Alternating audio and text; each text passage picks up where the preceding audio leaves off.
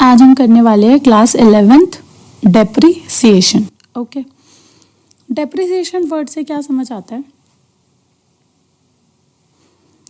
Depreciation का मतलब होता है कोई भी फिक्स्ड एसेट की वैल्यू में अगर गिरावट आती है तो उस गिरावट को बोलते हैं डेप्रिसिएशन।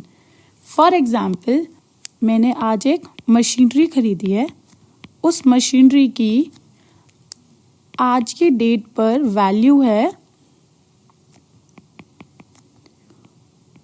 10 lakhs। अब वो थोड़े टाइम बाद वो मशीनरी कितने की बचेगी? वो मशीनरी मेरी बची है 4 लाख की, ठीक है। हम मान लेते हैं 10 साल में उस मशीनरी की वैल्यू 4 लाख बचेगी। तो ये जो 10 लाख से 4 लाख मेरी मशीनरी की वैल्यू हुई है ना, ये जो फॉल इन वैल्यू हुआ है, इसी को क्या बोलते हैं? Depreciation. Okay, what is depreciation? Depreciation is the reduction in the book value of fixed assets. Fixed assets क्या क्या होते हैं? जो हमें इकोनॉमिक बेनिफिट देता है for more than 1 year.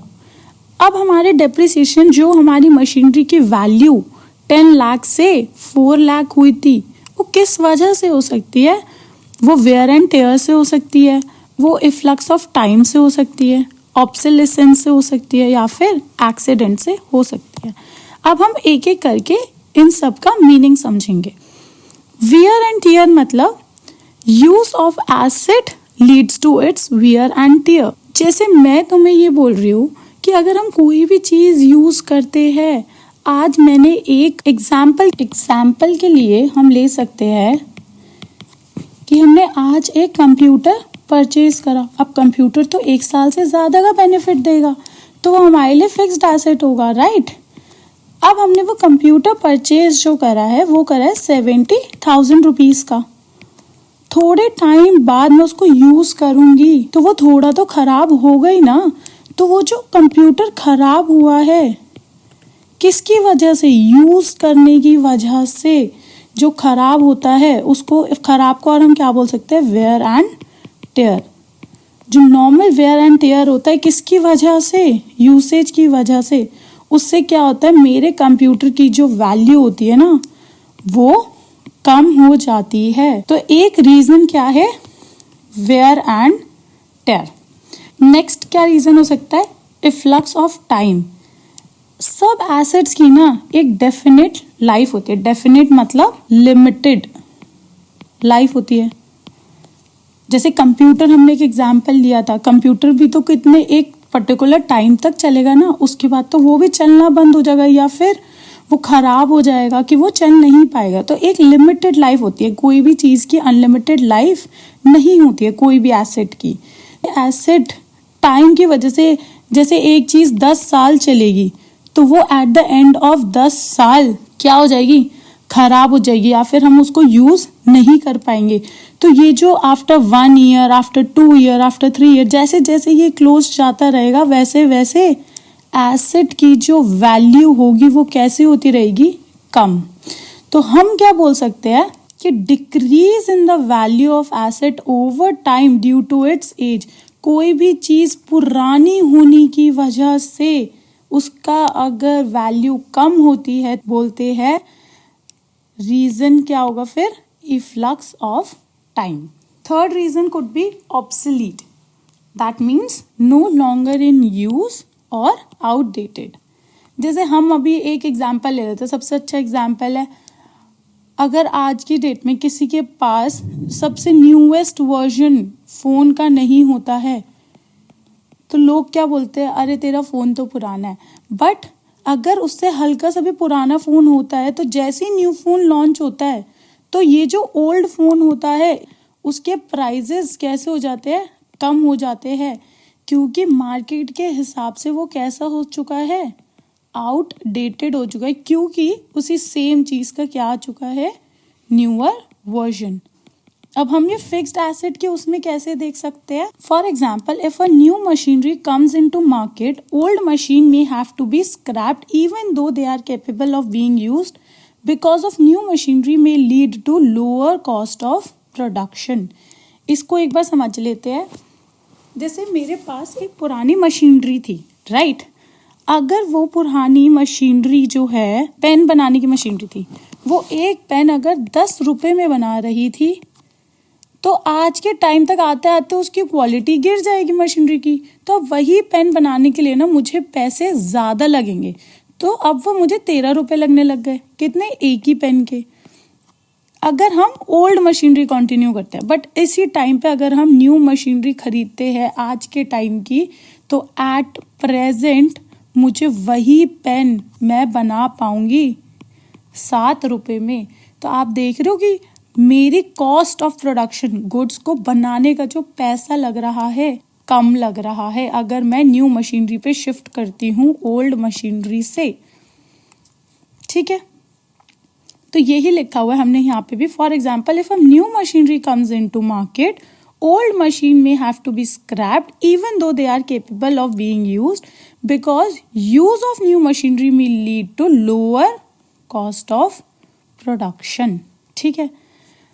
Last reason could be accidents. Accidents leads to losses which is not continuing or gradual, which means accidents abnormal nature के होते हैं, नॉर्मली नहीं होते एक्सीडेंट्स। एक्सीडेंट्स कभी कभार होते हैं, हम इसको डिटरमाइन नहीं कर सकते। तो अगर मेरी मशीनरी में कोई एक्सीडेंट हो जाता है या कोई उसमें कोई आग लग जाती है, तो कोई पोर्शन अगर मशीनरी का ख़राब हो जाता है, तो मशीनरी की वैल्यू तो कम होगी। तो एक्सीडेंट भी could be one of the reasons for the fall in the value of fixed assets. Okay, तो हमने 4 कौन कौन से रीजंस पढ़े हैं? Wear and tear, efflux of time, obsolescence and accidents. Now we will understand characteristics of depreciation. First is it's a non cash expense. Expense कैसे है? Expense क्या होता है? कोई भी खर्चा करते उसको क्या बोलते हैं? एक्सपेंस। ये कैसा एक्सपेंस है? रेवेन्यू नेचर का, बिकॉज हर साल हम लोग डेप्रिसिएशन लगाते हैं। रेवेन्यू का मतलब क्या होता है? रेकरिंग। जो चीज़ हर साल लगती है उसको क्या बोलते हैं? Revenue expenditure. क्योंकि इसका बेनिफिट हमें कितने टाइम तक मिलेगा? सिर्फ 1 साल का। डेप्रिसिएशन मैंने लगाया 10 साल में 10,000 रुपये, तो ये 10,000 मैं सिर्फ 1 साल ही यूज़ कर पाई हूँ, तो इसलिए इसको क्या बोलते हैं? Revenue expenditure. बट एक बात बताओ, हमारी मशीनरी की जो वैल्यू थी वो कितनी थी? 10 लाख। अब वो 10 लाख से कितनी रह गई थी? 4 लाख, राइट? तो ये जो 6 लाख मेरे कम हुए हैं, हमारे बिजनेस से कोई पैसा गया है क्या बाहर, या हमने किसी को पेमेंट करी है? हमने ना किसी को पेमेंट करी है, ना हमारे बिजनेस से कोई पैसा बाहर गया है। तो इसलिए इसको क्या माना जाता है? Non cash expense. ठीक है। Next is it is a process of allocating cost of asset over it's expected useful life. इसको एक एग्जाम्पल से समझने की कोशिश करते हैं। मैंने आज एक मोबाइल फ़ोन खरीदा है 50,000 का, यहाँ पर मैं खड़ी हुई हूँ। ठीक है, मैंने एस्टिमेट करा है कि वो फ़ोन मुझे 5 साल चल जाएगा, तो 5 साल बाद मेरे हिसाब से उसकी वैल्यू 0 हो जाएगी। ठीक है, अब मैंने तुम्हें बोला है कि 5 साल बाद 50,000 के कितने हो जाएंगे? 0। तो इसका मतलब 50,000 में कितने साल यूज़ कर रही हूँ? 5 साल यूज़ कर रही हूँ। तो हर साल अगर मैं तुम्हें बोलूँ कि मैं फ़ोन कितने का यूज़ कर रही हूँ? 10,000 का। पहले साल मैंने 10,000 यूज़ करा, फिर मैंने दूसरे साल भी 10,000 का यूज़ करा, तीसरे साल भी मैंने 10,000 का यूज़ करा, चौथे साल मैंने 10,000 का यूज़ करा, और 5th ईयर मैंने 10,000 का यूज़ करा। अगर मैंने फर्स्ट ईयर में 10,000 का यूज़ करा तो मेरा 50,000 का फ़ोन था, 10,000 यूज़ करा। At the end of year 1 मेरा फ़ोन कितने का बच रहा है? 40,000 का। फिर मैं बोल रही हूँ मैंने 10,000 यूज़ करा है, फिर मेरा फ़ोन 2 साल बाद कितना बच रहा है? 30,000 रुपये का। तीसरे साल मैंने 10,000 का और यूज़ करा, तो मेरा फ़ोन कितने का बचेगा? 20,000 रुपये का। और फिर मैंने 10,000 यूज़ करा तो मेरी फ़ोन की जो वैल्यू बचती है वो 4 साल बाद कितनी बचती है? 10,000। फिर मैंने 5th ईयर 10,000 डेप्रिसिएशन और लगा के मेरे कॉस्ट कितनी बच रही है फ़ोन की? 0। समझ आया? अब हम डिफरेंस समझेंगे, depreciation, amortisation and depletion. Depreciation हमने अभी पढ़ा था, क्या होता है? Fall in the value of fixed asset. Fixed asset क्या होता है? कोई भी एसेट जो हमें 12 महीने से ज़्यादा बेनिफिट प्रोवाइड करेगा उसको क्या बोलते हैं? Fixed asset. एग्जाम्पल हमने क्या लिख रखा है? फर्नीचर। ठीक है, कोई भी फर्नीचर 1 साल में तो ख़राब नहीं होता है, तो इसलिए हम उस पर अगर वैल्यू फर्नीचर की 50,000 से कम होके 20,000 रह जाती है तो वो 30,000 का क्या लग गया है उस पे? डेप्रिसिएशन। ओके। एक इसका एक्सेप्शन ये है, it is charged on all fixed assets except land. Land पे क्यों नहीं लगता? कभी आपने किसी को सुना है कि मैंने लैंड खरीदी थी 1 करोड़ की और अब ना वो लैंड यार मेरी ना 10 लाख की बची है? सुना है कभी? सुना होगा, बट बहुत ही rare of the rare case होगा ये कि लोग बोले मेरी लैंड की वैल्यू कम हो गई है। जनरली लैंड की वैल्यू अगर कम होती है तो उसको कभी भी डेप्रिसिएशन नहीं बोलते हैं, उसको हम बोलते हैं डीवैल्यूएशन। ओके, तो ये पॉइंट आप याद रखोगे कि एक्सेप्ट लैंड, फिक्स्ड एसेट सारों पे अगर गिरावट होती है वैल्यू में तो उस पे क्या बोलते हैं? Depreciation. Got it? Next, amortisation मतलब ये भी वैल्यू ही कम हो रही है पर किसकी? Intangible asset. इंटैंजिबल एसेट कौन से एसेट होते हैं? Which can not be seen और टच्ड। गुडविल एक एग्जाम्पल होता है। गुडविल मतलब हमारी मार्केट वैल्यू कितनी है कंपनी की, उसको हम टच नहीं कर सकते, ना हम देख सकते हैं, ना हम छू सकते हैं, बट हमें पता होता है कि गुडविल मेरी आज मार्केट में फॉर एग्जांपल वैल्यू थी बहुत अच्छी, थोड़े टाइम बाद मेरी वैल्यू मार्केट में कम हो गई तो उसको क्या बोलेंगे? अमोर्टाइजेशन। ठीक है। डिप्लीशन बोलते हैं अगर नेचुरल रिसोर्सेज की वैल्यू कम होती है तो उसको क्या बोलते हैं? डिप्लीशन। जैसे अगर आप सुनते होंगे अपने सोशल स्टडीज़ में कि वाटर डिप्लीशन हो गया, लोग क्या बोल रहे हैं? धीरे धीरे जो वाटर लेवल है वो क्या हो रहा है? कम हो रहा है। तो वाटर एक तरीके से नेचुरल रिसोर्स है, तो अगर मेरा नेचुरल रिसोर्स का अगर वैल्यू किसी की कम हो रही है तो हम उसको क्या बोलते हैं? डिप्लीशन। Got it? डेप्रिसिएशन किसके पे लगता है? फिक्स्ड एसेट पे। अमोर्टाइजेशन लगता है इंटैंजिबल एसेट पे और डिप्लीशन किस पे लगता है? नेचुरल रिसोर्सेज पर। Next, objectives of calculating depreciation. It's an important question. It can be asked in your exam. To determine correct profit and loss, to show true and fair view of financial position, to determine cost of production, to provide funds for replacement of asset in future, since depreciation is a non-cash expense. एक एक करके समझ लेते हैं. To determine correct profit and loss means अगर मेरी machinery आज हमने खरीदी थी 80,000 की और उस पे मैं बोल रही हूँ कि डेप्रिसिएशन हम लगाते हैं साल का 8,000 रुपये, तो जो मेरी 80,000 की मशीनरी थी अगर 8,000 लगाते तो आज at the end of the year 1 उसकी कॉस्ट कितनी बच रही है? 72,000। ये मेरा क्या होता है? Non cash expense. तो अगर ये एक्सपेंस मैं नहीं प्रोवाइड करूँगी तो मेरी बुक्स में कितनी की ही मशीनरी दिखेगी? 80,000, जबकि वो मशीनरी कितनी की हो चुकी है? 72,000 की। तो मेरा करेक्ट प्रॉफिट और लॉस नहीं निकल पाएगा क्योंकि मैंने उसमें से 8,000 माइनस नहीं कर रखे होंगे। तो डेप्रिसिएशन दिखाना ज़रूरी होता है ताकि हम एक करेक्ट प्रॉफिट और लॉस पे पहुंच सकें। अब अगर करेक्ट प्रॉफिट और लॉस दिखेगा तो हमारी बैलेंस शीट और जो ट्रेडिंग और P&L अकाउंट होंगे वो सब कैसे बनेंगे? सही बनेंगे। तो हमारी एक ट्रू और फेयर व्यू दिखेगा फाइनेंशियल पोजीशन का।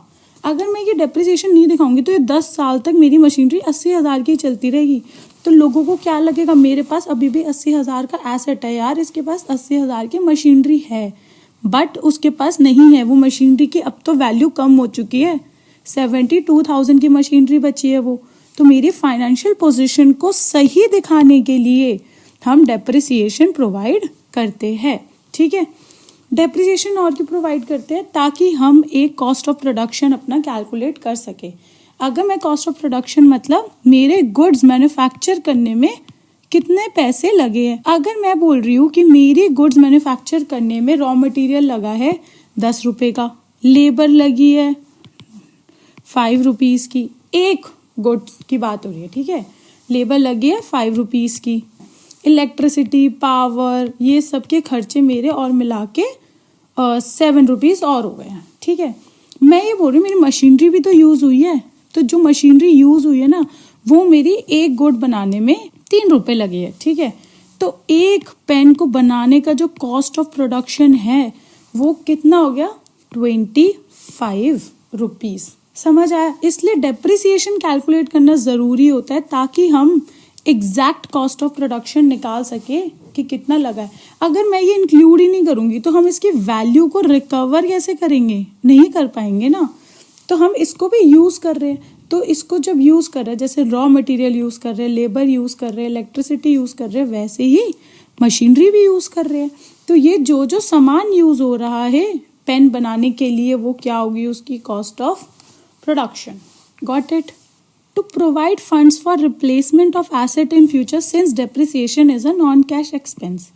अब हम एक एग्जाम्पल ले लेते हैं कि मैंने कोई फर्नीचर खरीदा, मैंने सोचा था कि वो फर्नीचर 5 साल तक चलेगा, उसकी कॉस्ट फॉर एग्जाम्पल 4 लाख थी। अब अगर 4 लाख का कोई फर्नीचर मेरा 5 साल चलेगा और मैं बोल रही हूँ 5 साल बाद उसकी 0 वैल्यू बचेगी, तो at the end of 5 year मुझे उसके रिप्लेसमेंट में एक न्यू फर्नीचर खरीदना पड़ेगा। अब मैं इकट्ठा उतना पैसे कहाँ से लाऊंगी? तो ये जो मैं धीरे धीरे इसकी वैल्यू कम करती जाऊंगी ना, जैसे ईयर 1 में मैंने कितना दिया 80,000, ईयर 2 में मैंने कितना दिया 80,000, ऐसी मैं ईयर 3 में दूंगी, ईयर 4 में दूंगी, ईयर 5 में दूंगी, सेम राइट। तो ये मैं एक तरीके से सारा पैसा इकट्ठा कर करके धीरे धीरे एक पिगी बैंक में कलेक्ट कर रही हूँ। जब ये सारा पैसा इसमें कलेक्ट हो जाएगा तो ये 0 बच जाएगी, फर्नीचर मेरा खराब हो गया, ये सारे पिगी बैंक को उठा के मैं एक न्यू फर्नीचर जाके खरीद पाऊंगी, क्योंकि उस टाइम मेरे पास फंड्स अवेलेबल होंगे to buy a new furniture. तो डेप्रिसिएशन क्या करता है, धीरे धीरे पैसा इकट्ठा करता है, ये वाला एसेट खत्म हो जाए तो इसके एंड में हम एक न्यू एसेट परचेज कर सके। To provide funds for replacement of asset in future since depreciation is a non cash expense. Got it?